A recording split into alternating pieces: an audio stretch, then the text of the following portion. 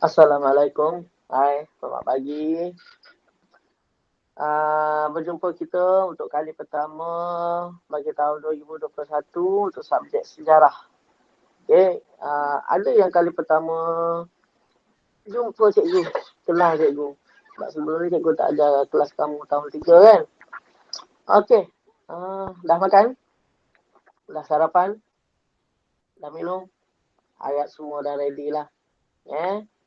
Pinjamkan sekejap masa kamu untuk mendengar pembelajaran kita pada hari ini.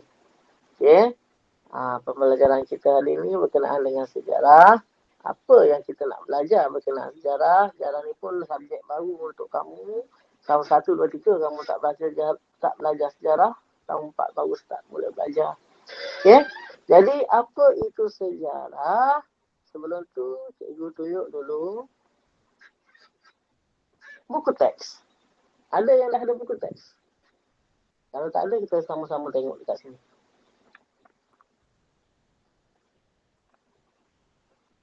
Okey. Mana buku teks? Okey.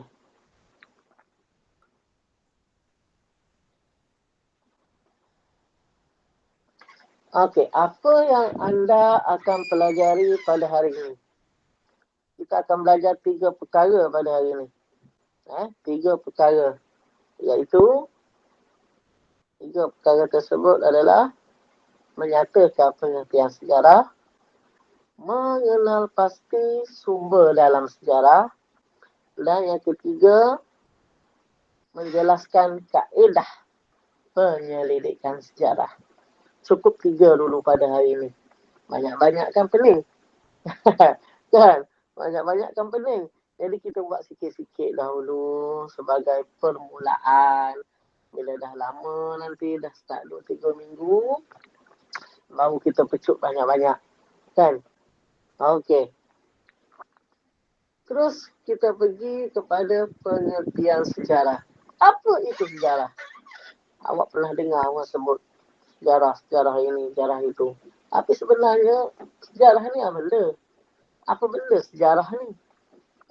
Sejarah ialah peristiwa yang benar-benar berlaku pada masa lalu.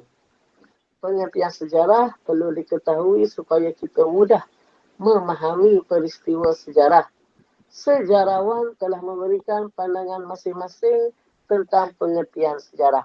Sebelum cikgu ulas lebih lanjut, kita tengok sejarawan. Sejarawan ni maknanya tokoh sejarah. Yang pertama adalah Herodotus. Herodotus kata apa? Herodotus kata, sejarah merupakan penceritaan tentang tindakan manusia dan sebab-sebab mereka melakukannya. Maknanya, Herodotus ni kata, tingkah laku manusia, apa yang dia buat dan kenapa dia buat. Contoh Jepun. Jepun masuk ke negara kita, dia jajah negara kita bermula tahun 1942. Masuk ikut Kota Baru kan. Naik basikal lah. Gambar sebelah tu kalau awak tengok tu, itu gambar tentera Jepun. Masuk ke Tanah Melayu. Masuk melalui Kota Baru. Kota Baru kat mana? Kat Kelantan. Dia naik basikal. Naik basikal. Senapang duduk atas belakang ni. Sangkut. Dah macam cerita Piramli kan. Oh ya, hoi. Oh ya, hoi. Macam tu lah tentera Jepun dulu kan. Naik basikal. Okay. Maknanya, tingkah laku Jepun. Jepun masuk negara kita dan ada sebab kenapa mereka datang ke negara kita. Itu maksud sejarah oleh Herodotus. Manakala, menurut Ibnu Khaldun, mengatakan bahawa sejarah membicarakan tentang peradaban manusia dan perubahan yang berlaku. Peradaban manusia, maknanya kemajuan manusia. Kalau zaman Kerajaan Melayu Melaka, peradaban manusia dia macam mana? Cara hidup dia macam mana? Dan kemudian step-step yang berlaku, perubahan. Kalau dulu nak pergi sekolah naik basikal, sekarang pergi sekolah naik motor dan kereta dan sebagainya. Okay? Itu perubahan-perubahan yang berlaku dalam peradaban manusia. Kalau dulu tak ada telefon, nak telefon kena guna pondok telefon. Sekarang ni tak payah dah. Semua setiap orang boleh katakan ada telefon sendiri. Jadi itu perubahan yang berlaku.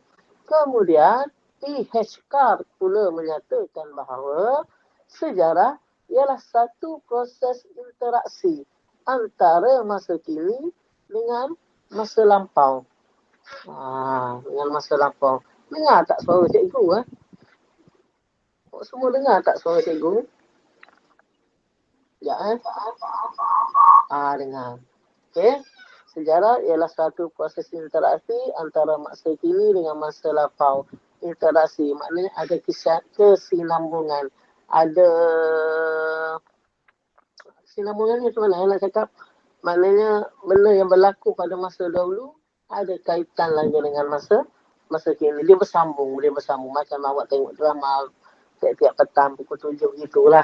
Episod 1 ke episod 2 ke episod 3 ke episod 4 kan kesinambungan tu. Dia makin bersambung. Okay. Tetapi untuk manakala Profesor Emeritus Tan Sri Dr. Hu Kei Kim yang mengatakan bahawa sejarah merujuk peristiwa yang pernah atau sudah berlaku. Maknanya untuk menjadikan sesuatu itu sejarah, ia kena berlaku. Memang berlaku. Contohlah, awak keluar daripada rumah, sekejap lagi awak keluar daripada rumah, kemudian awak melangkah saja kaki ke luar rumah, awak pun terjatuh. Terlanggar tiang. Terlanggar tiang. Awak pun jatuh terduduk. Okey? Maka ia dah jadi sejarah ke belum? Masa awak terlanggar tiang tadi pukul 10.55. 10.55. Terlanggar tiang. Awak pun bangun 10.56. Dah jadi sejarah ke belum? Dah jadi sejarah. Walaupun ia hanya berlaku dalam 1 minit, ia dah jadi sejarah. Sebab apa? Ia benar-benar berlaku. Memang benar-benar berlaku awak terlanggar tiang tu tadi. Dan sudah pun berlaku. Tetapi kalau kita kata situasi yang macam lagi 3 minit, aku confirm. Aku akan selamatkan kucing yang berada di atas pokok. Itu sejarah ke tak? Dah jadi sejarah ke belum? Lagi 3 minit, aku akan selamatkan kucing yang berada di atas pokok. Sejarah ke tak? Awak rasa? Awak rasa sejarah ke tak? Sejarah. Siapa rasa sejarah? Angkat tanya. Siapa kata tak? Jatuh sangat. Okey. Itu belum jadi sejarah lagi. Sebab apa? Sebab ia belum berlaku. Bila belum berlaku, dia tak jadi sejarah. Belum berlaku, dia tak jadi sejarah. Awak jalan-jalan nak pergi beli air boba. Nak pergi beli air boba tak pasal malam kan? Tengah jalan-jalan. Tiba-tiba ada seorang datang lepas kita. Dia lempang ke kita. Kau apa hal? Kau apa hal tiba-tiba lempang aku? Dalam masa 1 saat. 1 saat dia. Dia tiba-tiba lempang kita. Itu sejarah ke tak? Sejarah. Sebab ia benar-benar berlaku. Okay? Ia benar-benar berlaku. Walaupun hanya 1 saat peristiwa itu berlaku. Ia jadi sejarah. Yang mana 10 tahun akan datang, awak tengah duduk-duduk kat rumah, awak teringat. Waktu ni lah aku kena lempang dengan si Daos tu dulu. Tak apa kena dengan dia tak tahu. Itu sejarah. Maknanya awak dah mula ingat peristiwa yang dah berlaku. Jadi selepas ini, pada hari ini, awak tengok cuba perhatikan apa saja yang berlaku dalam diri awak. Benda-benda yang memang berlaku, ia adalah sejarah. Maknanya setiap saat dalam hidup kita yang dah berlalu, itu adalah sejarah. Okay. Ini contoh pengumuman tarikh kemerdekaan oleh Tunku Abdul Rahman di Bandar Hilir, Melaka. Itu sejarah. Awak terima hadiah daripada pihak sekolah sempena Hari Anugerah Cemerlang. Itu adalah sejarah. Okey, sejarah merupakan catatan atau rekod sesuatu peristiwa yang berlaku pada masa lalu. Okey. Tapi tengok situasi atau peristiwa lah. Okey. Ada benda yang kita catat. Contohnya macam menerima anugerah kecemerlangan sekolah ni memang kita catat. Pihak sekolah catat. Cikgu-cikgu catat. Awak menerima pada tahun 2015. Sekolah catat. Dia punya rekod. Tetapi kalau macam kes tadi kena lempang ada haus, takkan awak nak tulis. Kan? Takkan awak nak catat. Kecuali kalau awak ni sejenis orang yang suka menulis diary. Maka peristiwa tadi awak tulis dalam diary. Pada hari 25 hari bulan Januari, aku telah dilempang oleh Daus sewaktu membeli teh boba. Kan? Itu bagi mereka yang suka mencatat lah. Ya, orang yang suka menulis diary. Tetapi ada juga peristiwa yang berlaku yang tak memerlukan kita mencatat, tetapi biasanya kita akan ingat dalam memori kita, dalam memori kepala kita. Okey, seterusnya. Sejarah melibatkan tindakan manusia, perubahan dan catatan sesuatu peristiwa yang berlaku pada masa lalu. Oleh itu, sejarah memberikan iktibar dan teladan untuk kehidupan manusia. Okey, sumber sejarah. Okey, bila kita nak mengkaji sesuatu peristiwa, kita mesti ada sumber. Sumber yang nak mengukuhkan kajian kita tu tadi. Okey, contoh kita kata sesuatu yang paling mudah. Semalam aku ternampak seekor harimau sedang bergaduh di padang sekolah.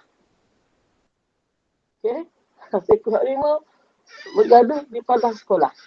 Jadi awak memerlukan sumber untuk meyakinkan orang ramai yang kenyataan awak itu betul. Memang betul ada harimau tengah bergaduh kat padang sekolah. Awak mesti ada sumber.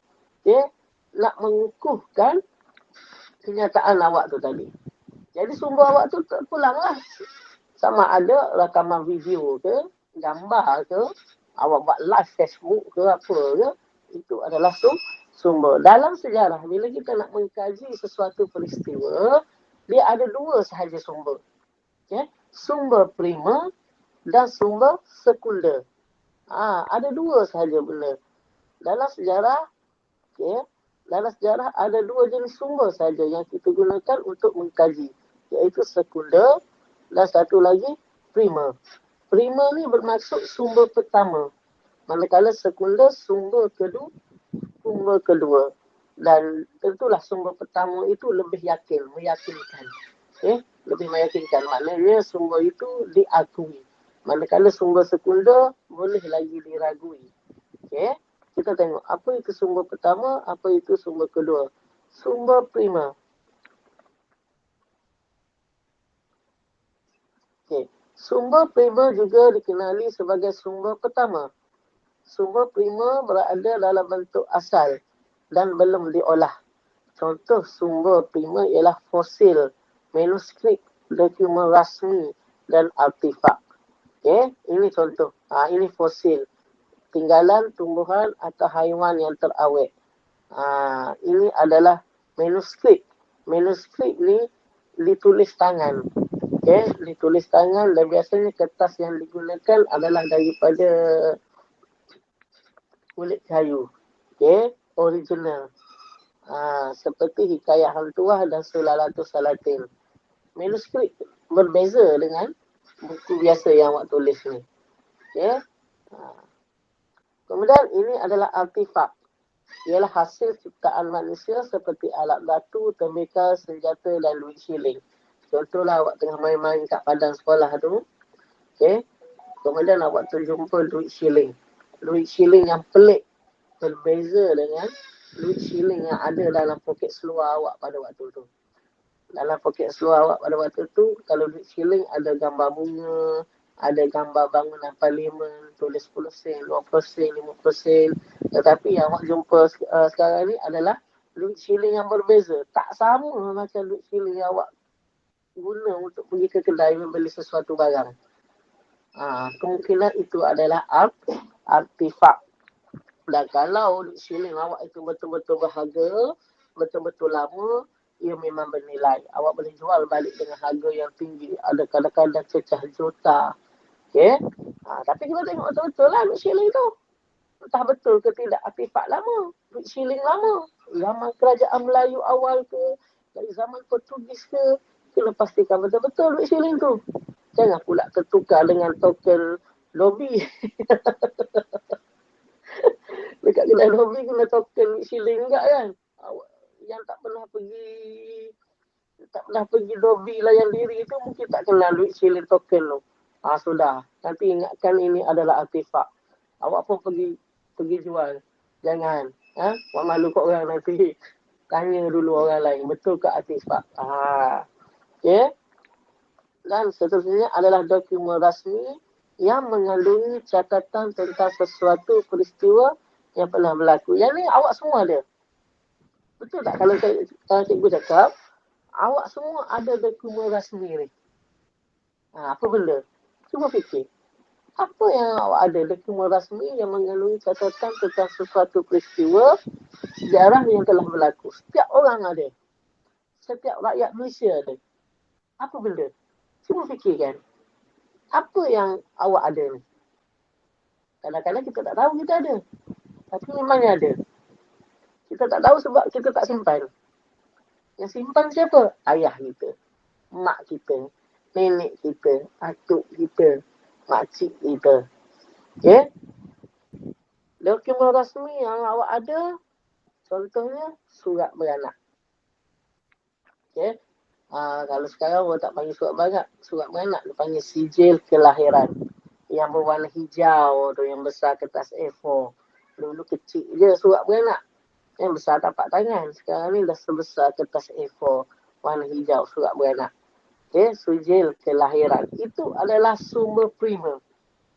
Sijil kelahiran awak tu adalah sumber prima. Dokumen rasmi. Pernah tengok tak?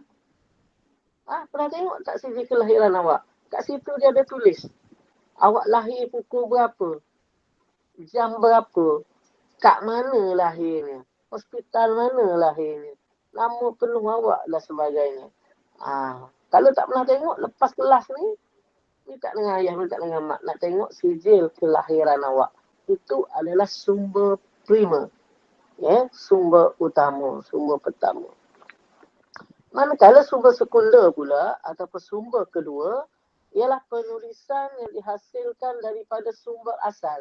Contoh sumber sekunder ialah buku, majalah, risalah dan akhbar. Contoh dia, kita jumpa dokumen rasmi berkenaan dengan pembukaan Kuala Lumpur.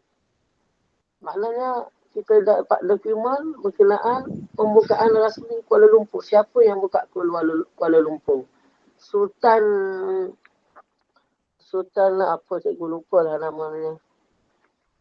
Biarlah. Berkenaan dengan Kuala Lumpur. Kemudian berdasarkan kepada dokumen tu, kita pun tulis sebuah buku. Kita tulis sendiri sebuah buku. Buku awak sendiri berkenaan dengan pembukaan Kuala Lumpur. Rujukan awak dokumen tu tadilah. Jadi buku awak yang awak tulis tu tadi dikategorikan sebagai sumber sekunder. Antara sumber sekunder lain adalah seperti majalah, surat khabar. Ini contoh majalah, surat khabar, buku, risalah. Risalah ni kalau awak pergi muzium negara ataupun awak pergi mana-mana tempat bersejarah ataupun tempat mana-mana lah muzium, awak akan dapat risalah yang kecil tu kan. Risalah tu dia ceritalah pasal tempat tu. Kalau pergi muzium negara, dia ceritalah muzium negara ni ada berapa dan apa yang ada dekat muzium negara, bila dia buka muzium negara. Itu risalah. Okay? Risalah. Sumber sejarah penting sebagai bukti bagi memahami sesuatu peristiwa yang telah berlaku. Okay? Pentinglah sumber ni. Sumber prima dan sumber sekunder. Kalau tak ada sumber ni, orang tak percaya. Macam kes tadi, harimau. Harimau sedang bergaduh di padang sekolah. Kalau awak tak ada bukti, sumber yang menyokong awak, orang percaya. Kau tak payah sembah lah, mengarut rimau datang dari mana. Pula nak berada kat mana sekolah kan. Lantas kucing tu nampak tu. Kan? Kalau tak ada bukti, orang takkan percaya. Itu juga bila kita nak mengkaji sesuatu peristiwa sejarah ni. Kalau tak ada bukti, mana orang nak percaya? Okey, kaedah penyelidikan sejarah. Penyelidikan sejarah dilakukan untuk membuktikan peristiwa sejarah yang telah berlaku. Okey. 3 kaedah boleh digunakan untuk mendapatkan maklumat sejarah. Okey. Tadi sumber, jangan tertukar tau. Tadi sumber sejarah ada 2, satu primer, satu sekunder. Sekarang kaedah penyelidikan sejarah. Maknanya cara kita nak membuktikan benda tu tadi. Kita dah kenal pasti. Padang sekolah SKWMS1 ni ada tertanam tulang dinosaur kat situ. Ada tertanam tulang dinosaur kat situ. Mana kau tahu? Aku rujuk dalam manuskrip yang ada dekat museum. Maknanya awak dah rujuk dekat sumber primer. Manuskrip. Dalam manuskrip tu kata, dalam padang SKWM1 ni ada tulang dinosaur. Okay, awak dah tahu. Awak dah rujuk sumber pertama. Dah rujuk sumber primer. Jadi cara pula. Bagaimana awak untuk dapatkan tulang dinosaur tu tadi? Ada cara dia. Ada kaedah dia. Bukan boleh pergi terus kat padang bawa cangkul tu gali. Tak boleh. Kalau awak terus gali macam tu, jahanam tulang tu tadi. Jadi kita nak kena pasti. Ada 3 kaedah. Okay? 3 kaedah. Yang pertama adalah arkeologi, kaedah lisan dan arkeologi, lisan dan kaedah bertulis. Ada 3. Arkeologi, kaedah lisan, kaedah bertulis. Kita tengok satu-satu. Kaedah arkeologi. Kaedah arkeologi merupakan proses mendapatkan maklumat daripada bahan tinggalan sejarah. Kaedah ini dilakukan melalui proses gali cari, ekskavasi, contohnya fosil tembikar barangan logam dan kulit siput. Ini tadi. Kita kan jumpa tulang dinosaur dekat pada sekolah kan. Jadi cara kita nak dapatkan tulang tu tadi adalah melalui kaedah arkeologi. Arkeologi ni. Ini kaedah untuk kita dapatkan tulang tu tadi. Okey? Ini contoh. Ini kaedah arkeologi. Okey? Ini kaedah arkeologi. Cari gali. Maknanya nak cari gali ni, awak tak boleh bawa cangkul, terus pergi cangkul macam kita cangkul tanah kubur. Cangkul tanah kubur senang je. Awak hayu je cangkul tu untuk gali tanah kan. Tetapi untuk kaedah arkeologi ni, kita tak boleh buat gitu. Ada peralatan khas dia. Awak perlu gunakan berus. Ikutlah berus apa. Macam berus kita mengecat tu. Berus. Nampak ni, berus. Ni, alat-alat dia kan.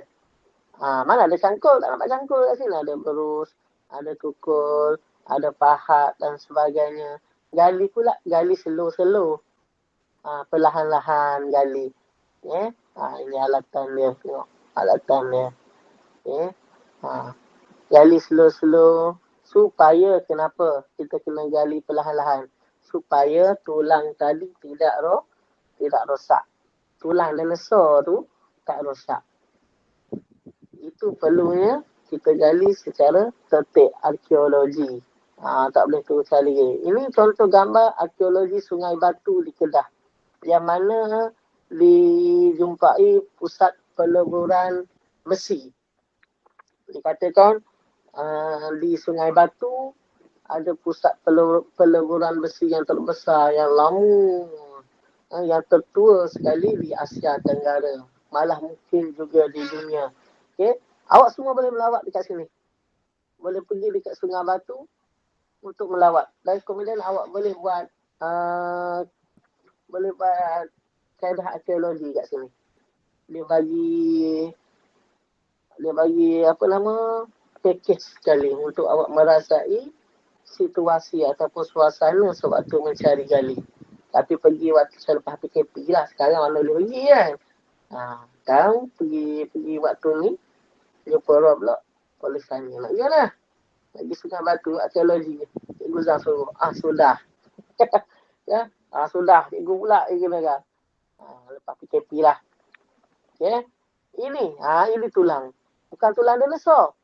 Tulang ataupun rangka perak men di Lenggong Perak. Tulang manusia ni ya. Perak men ni diberi gelaran. Tulang ni ataupun rangka manusia ni dikatakan adalah manusia yang tertua sekali yang pernah wujud di Malaysia. Makna katanya dalam seluruh rakyat Malaysia yang ada sekarang ni, dia yang tertua sekali pernah wujud dekat negara kita. Di Lenggong Perak. Sebab tu diberi nama gelaran Perak Man. Sebab dijumpai di negeri Perak. Dan rangka ni adalah rangka manusia lelaki. Manusia tertua sekali di negara kita.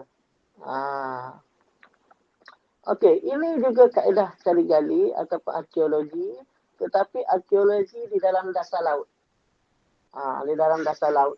Kosnya tinggi sebab melibatkan nak beli tonggas dan sebagainya. Selain itu, terdapat juga bidang arkeologi maritim atau arkeologi bawah air. Kaedah ini merupakan proses untuk mendapatkan maklumat tinggalan kebudayaan manusia yang terdapat di dasar laut, sungai ataupun tasik.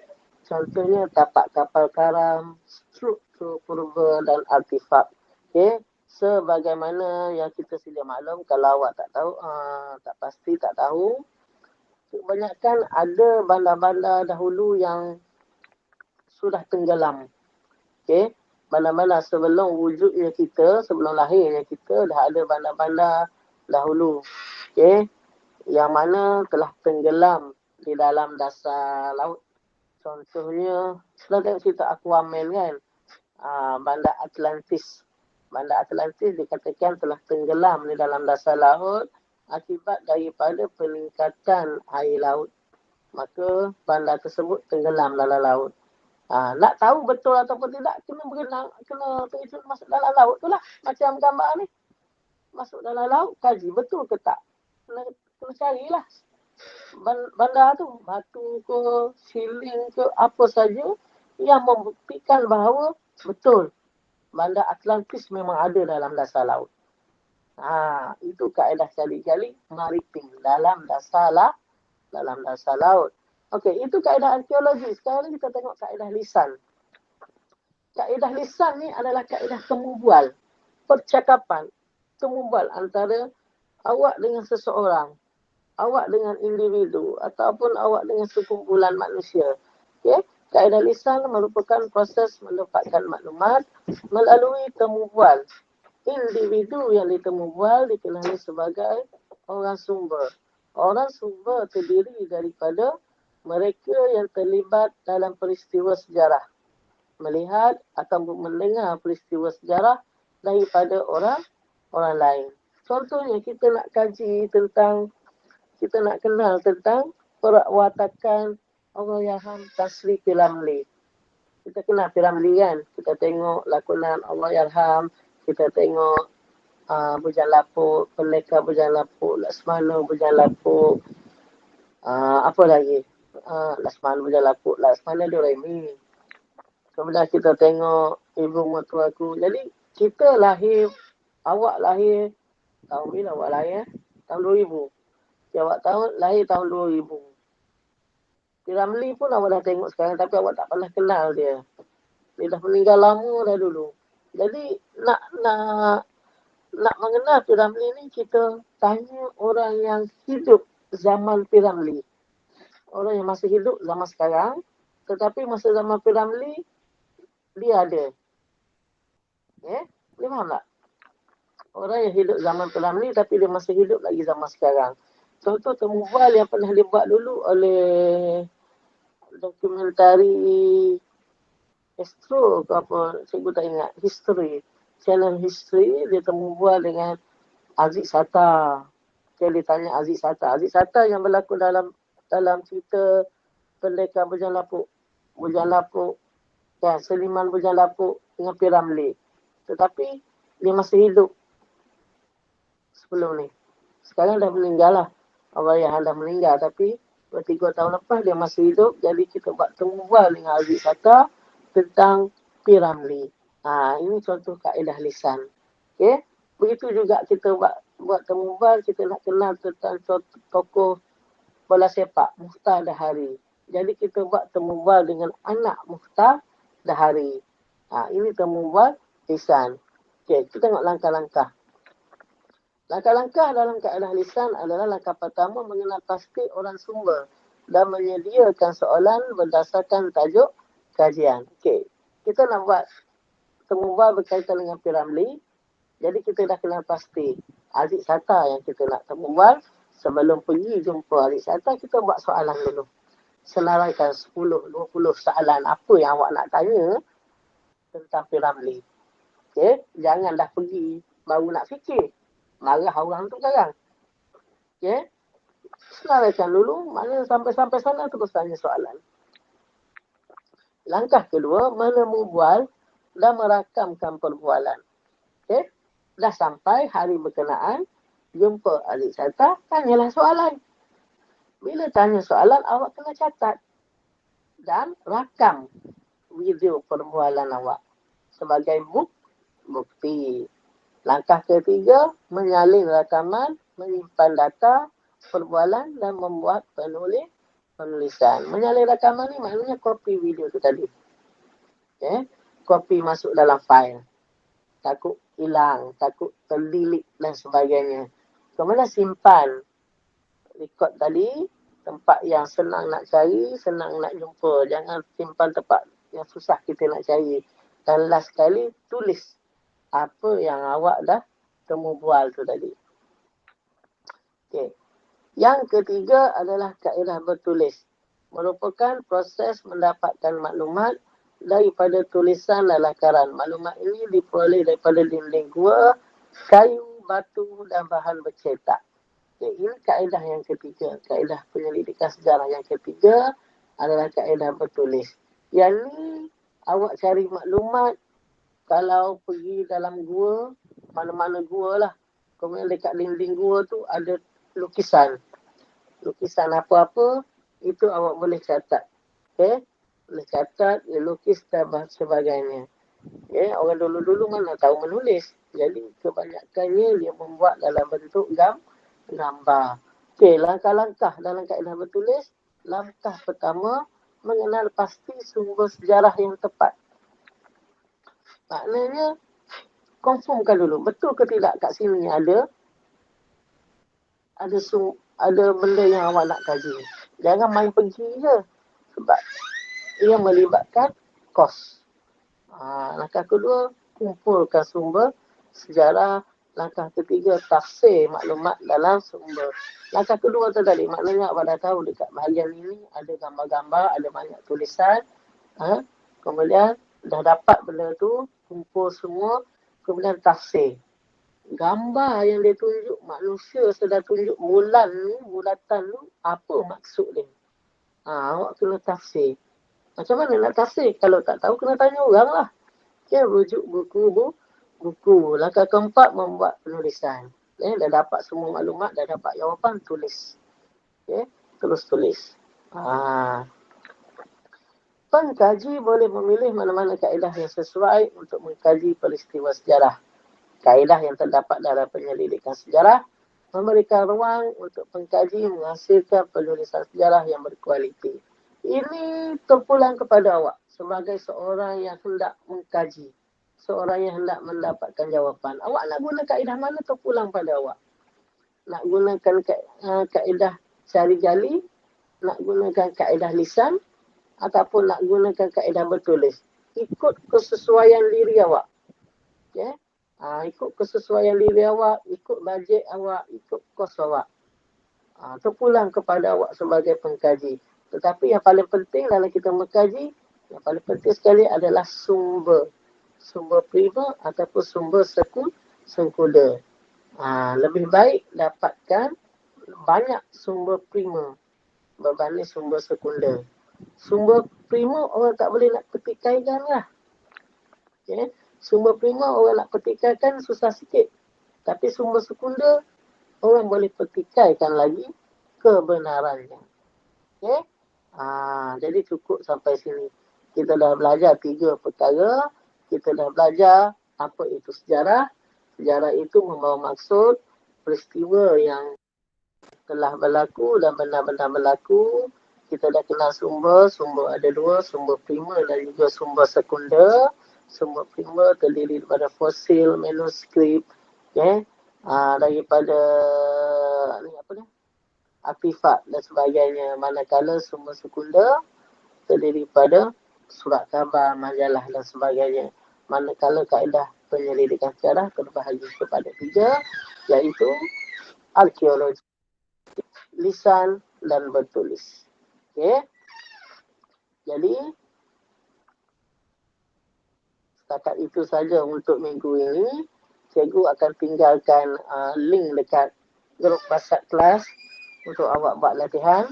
Tulis dalam kertas ataupun buku. Tulis kertas kosong. Kalau tak ada buku, okay, lebih baik tulis dalam buku.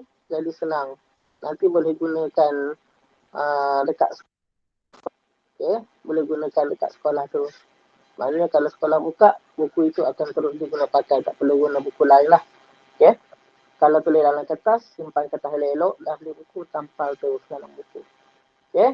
Kalau ada sebarang persoalan, pertanyaan nak tanya dengan cikgu, boleh WhatsApp personal. Jangan WhatsApp dalam grup kelas. Dalam grup kelas tu banyak sangat info, jadi takut tertukar. Okay. WhatsApp dalam grup kelas. Okay, salam jumpa lagi. Kita jumpa minggu depan dalam Google Meet. Okay, sebab cikgu 3 aliran, tak boleh buat Google Meet. Minggu depan kita buat Google Meet. Minggu ni cikgu buat Google Meet dengan tahun 6 dulu. Okay, salam jumpa lagi. Assalamualaikum.